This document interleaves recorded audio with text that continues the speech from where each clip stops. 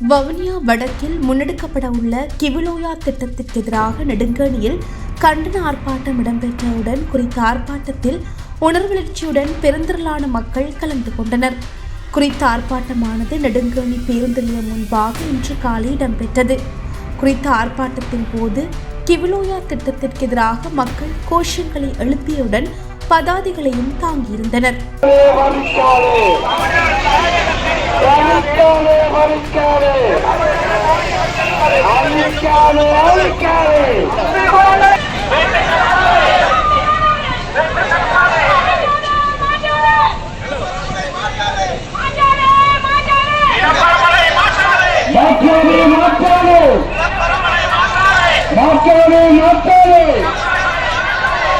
வேண்டும் வேண்டும் வேண்டும் வேண்டும் எமது நிலம் எமது நிலம் எமது நிலம் வவுனியா வடக்கு வவுனியா வடக்கு வவுனியா வடக்கு வவுனியா வடக்கு.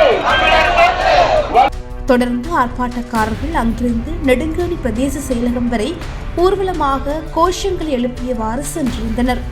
அங்கும் மக்கள் ஒன்று கூடி தமது எதிர்ப்பு போராட்டத்தை நடத்தியதுடன் வவுனியா வடக்கு பிரதேச செயலாளரிடம் மகஜர் ஒன்றையும் ஜனாதிபதிக்கு அனுப்புவதற்காக வழங்கியிருந்தனர். குறித்த ஆர்ப்பாட்டத்தில் வடக்கின் பல்வேறு பகுதிகளிலிருந்து பெருமளவான தமிழ் மக்கள் கலந்து கொண்டு அரசாங்கத்தின் திட்டமிட்ட நில அபகரிப்புக்கு எதிராக குரல் கொடுத்தனர்.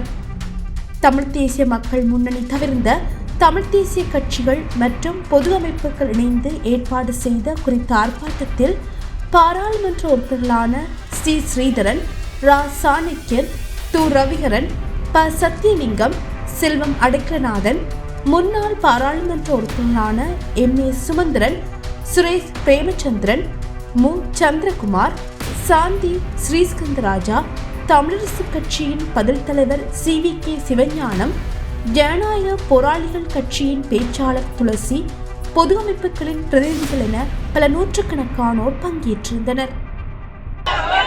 வேண்டாம் வேண்டாம்